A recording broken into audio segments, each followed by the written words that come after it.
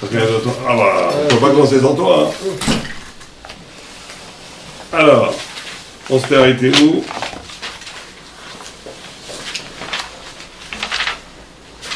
On s'était arrêté. Ken, au Bépère et Rabbi Akiva, hein, c'est ça? On s'était arrêté. Hein.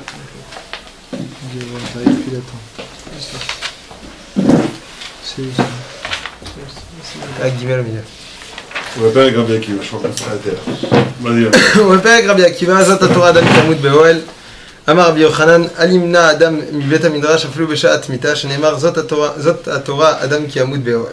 רבי שמעון בן לקיש אומר, אין דברי תורה מתקיימים אלא במי שממית עצמו עליהם, שנאמר זאת התורה אדם כי ימות באוהל. ופירוש זה, כי רבותינו זיכרונם לברכה באו לפרש, לא קודם il y a une Gemara dans Shabbat qui dit la chose suivante, il y a un passage qui dit זאת התורה אדם כי ימות באוהל. Donc voilà, la Torah est en train de parler de toutes les lois s'appliquant à une personne qui serait en contact avec un mort. Et donc la Gemara elle fait deux drachot. Première dracha de ce pasuk, qu'une personne ne devra pas s'interrompre de son étude même au moment où il est en train de partir de ce monde. Et Rabbi Shimon ben Lakish fait une autre dracha, il dit que la Torah ne peut se maintenir que chez une personne qui se donne complètement corps et âme pour la Torah. Au pire, où j'ai qui raboté nous echonam livracha ou les faresh qui a la Torah qui omet la Adam qui mal l'idée siluk agashmi. ולדעת רבי יוחנן אין האדם למנוע מבית המדרש אפילו בשעת מיתה כי המיתה מצד הגוף לא מצד השכל הנבדל ואין לשכל הנבדל היסק במיתה ולפיכך אל ימנע עצמו מבית המדרש אפילו בשעת מיתה כאשר אין המיתה מצד השכל. Donc ça veut dire, le Maharal explique que tout simplement la Torah ne peut avoir ne peut rester chez une personne uniquement à partir du moment où il va complètement se détacher de tout ce qui est matériel. Et Rabbi Yochanan qui avait donc dit que la Torah ne tient que chez une personne qui... la Torah, il devra l'étudier même au moment où il est sur son lit de mort. C'est parce que le lit de mort, c'est uniquement par rapport au corps, et ce n'est pas par rapport au sechel, par rapport à l'intellect, qui est complètement séparé de ce corps. Ou le Rabbi Shimon ben Lakish, la Torah השכלית מתקיימת אלא במי שממית עצמו עליה. וזה כמו שאמרנו, כי הגוף מתנגד אל השכל. Par rapport à ce que Rabbi Shimon ben Lakish a expliqué, c'est parce que tout simplement, le corps est opposé à l'intellect, ou le fichar tzarich shiamut al divrei Torah. כלומר, לסלק הגוף לגמרי כאילו אינו, ואז יש לתורתו קיום כאשר האדם גובר על הגוף לגמרי ובזה הוא שכלי. Parce que tout simplement, la Torah, pour qu'elle puisse rester à l'intérieur de lui, il devra complètement mettre de côté toute la partie corporelle, et à ce moment-là, il ne deviendra que intellect, et la Torah pourrait rester chez lui.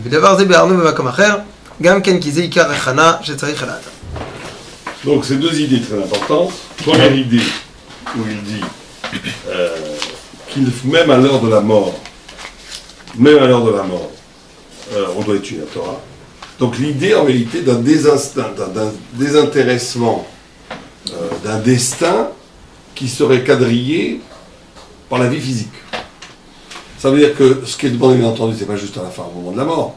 C'est qu'il y a tu peux avoir un destin, ou plutôt un rythme existentiel, dont et c'est ça le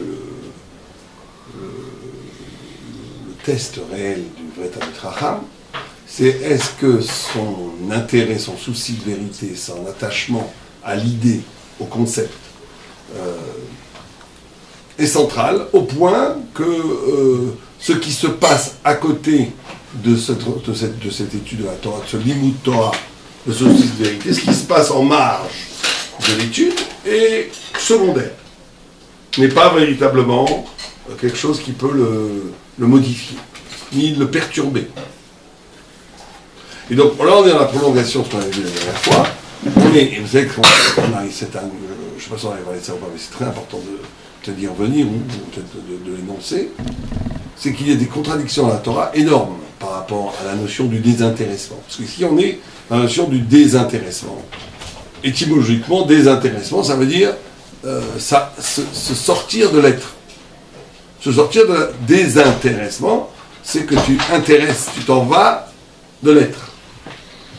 Alors, qu'est-ce que c'est que cette histoire du désintéressement? On a, au point que même quand tu vas mourir, qui est peut-être le moment le plus intense dans l'existence, juste avant de mourir, c'est un grand rave qui disait, juste avant de mourir, c'est à ce moment-là qu'on peut devenir le plus grand apicros. Je ne sais pas d'où il avait cet enseignement, Et juste avant de mourir, tous les Yetzirah terribles arrivent, c'est là que tu as envie de renier toute la Torah. C'est moment que tu te dis, c'est pas sûr que c'est vrai. Le gars, il avait 70 ans, il a tué la Torah, il a fait toutes les mitzvot.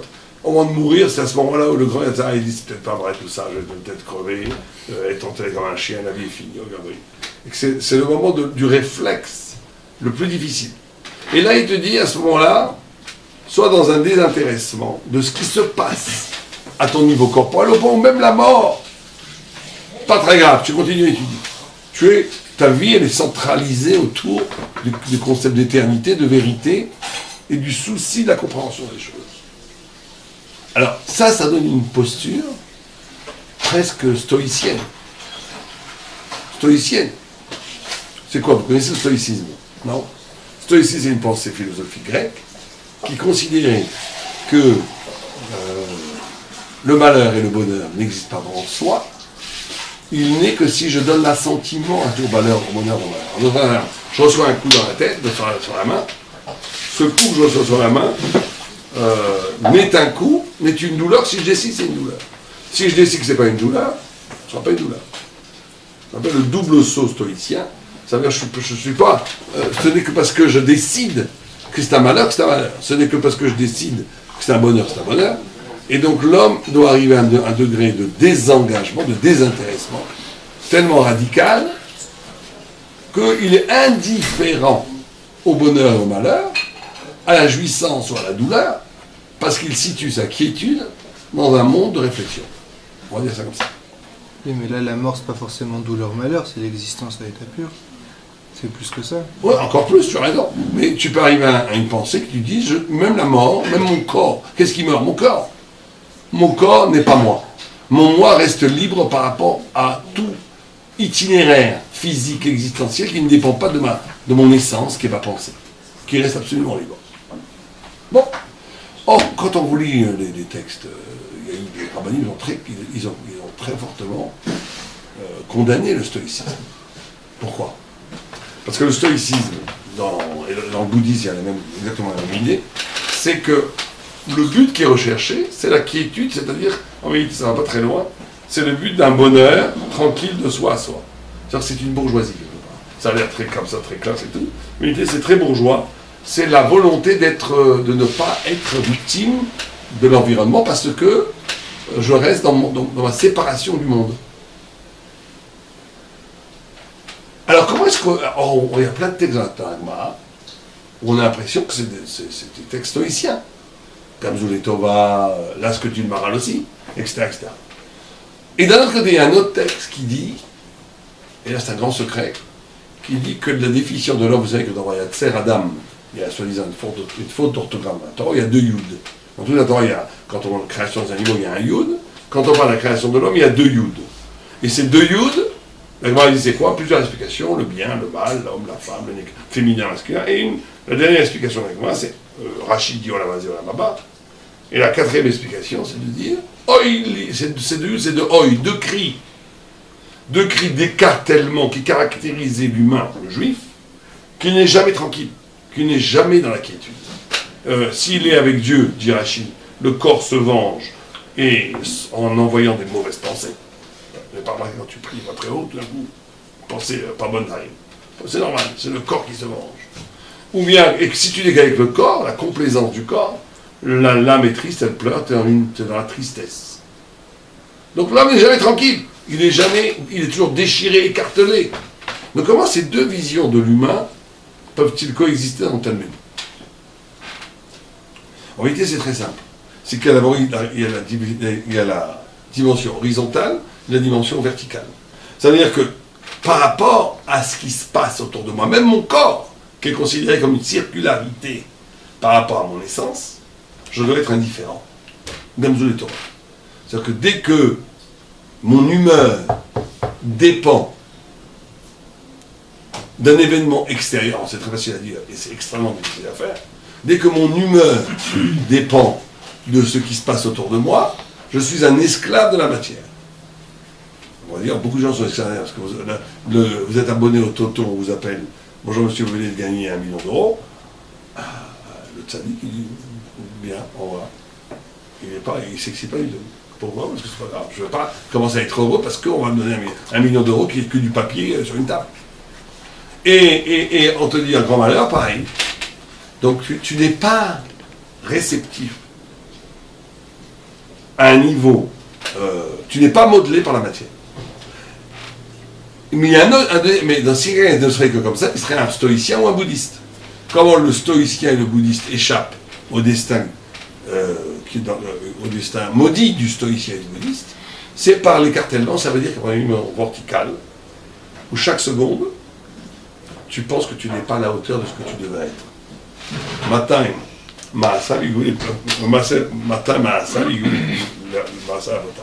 quand est-ce que mes actes vont arriver aux actes de mes pères? Ça veut dire que je suis toujours dans l'exigence maximale de ne pas être au niveau. Je suis dans l'angoisse. Je suis dans l'angoisse de l'écartèlement. Parce que je suis jamais assez avec Dieu, retenu par la matière de mon corps, de mon exil. Et donc et en vérité, les Balei Moussa nous disent que c'est réglé comme du papier à musique. Le signe de ton désintéressement stoïcien et des Shem Shamaim, c'est que ça ouvre la voie d'une angoisse spirituelle. Et le signe de ton angoisse spirituelle est le signe que tu t'es désengagé de la logique formatrice du matériel. C'est-à-dire qu'en gros, si quelqu'un il est toujours de bonne humeur, tout va bien, il est content et tout, mais il n'a pas d'angoisse spirituelle, il considère qu'il est très bien en sa vie, à tous les niveaux, matériel, c'est pas Torah. C'est un gars il est content, mais c'est pas Torah. Si quelqu'un, il est angoissé, mais il est angoissé aussi bien parce que il ne sait pas s'il va avoir de l'argent, il ne sait pas si... Toujours angoissé.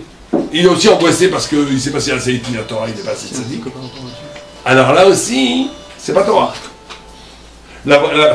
C'est pas la vraie position parfaite. La position parfaite, c'est que le désengagement du souci matériel ouvre la voie d'une lumière spirituelle qui met en évidence ton écart entre ton absolu et ta réalité, qui ouvre l'angoisse de l'écartèlement. Et les deux vont en même temps, c'est le signe. Tant que quelqu'un bâtit sa confiance à partir de l'argent, à partir d'une réussite, même thoraïque, qui bâtit sa confiance à partir d'une référence qui n'est pas intime, spirituelle, de la confrontation avec Dieu, il est dans la fausse émouna. Et quand quelqu'un est toujours angoissé surtout, aussi bien sur le spirituel matériel, il est dans la fausse interrogation. L'équilibre du vertical horizontal va arriver, et c'est même pas un équilibre, c'est une dynamique, une synergie. C'est quand je suis capable de me désengager du souci matériel, c'est-à-dire que je suis indifférent au destin du corps et de la matière, que ça permet d'ouvrir la vraie interrogation spirituelle. Et très souvent, les gens mélangent. Les gens ont des angoisses X qui vont greffer sur des angoisses Y. Par exemple, je ne veux pas être méchant, mais très souvent, les gens ont des angoisses psychanalytiques. Et ils vont sublimer cette angoisse psychanalytique à partir d'une traduction de cette angoisse spirituelle. Mais en vérité, c'est du bidon. Il n'y a pas d'angoisse spirituelle. Ah, c'est quoi, il est quand même angoissé à cause du Yetzirah. Il est angoissé parce qu'il est écartelé il est devant Dieu. Donc il est écartelé, proprement dit, entre deux dimensions de lui-même. Son souci de perfection et l'incapacité d'être dans la perfection parce qu'il est encore matière. Ça, c'est la vraie angoisse, c'est la bonne angoisse. C'est la vraie angoisse. Mais cette angoisse n'est possible que quand tu as fait un travail de désinvestissement, de désintéressement, par rapport à l'angoisse matérielle, parce que l'angoisse matérielle, elle couvre la vraie angoisse. Elle la cache, elle la rend impossible. Et donc, en vérité, plus quelqu'un va être confiant dans la vie, plus quelqu'un va être dans l'angoisse par rapport à la spiritualité. Et plus quelqu'un va mettre son angoisse dans la véritable interrogation de son auteur spirituel, plus ça va relativiser sa dépendance à la matière. C'est un équilibre absolu. C'est comme ça que ça marche. Comment ils font les bouddhistes? Les bouddhistes, c'est des gros bourgeois. Vous avez dit une fois, en conférence avec des bouddhistes, ils ont voulu me tuer. Parce qu'ils se baratinent, ils ne sont pas honnêtes, les bouddhistes. Quand tu lis leurs textes, tu leur dis ça, et c'est comme ça écrit noir sur noir. Mais après, dès que tu les mets devant leur contradiction, ils te disent, ben non, pas du tout, mais aussi en chose spirituelle, c'est du bidon.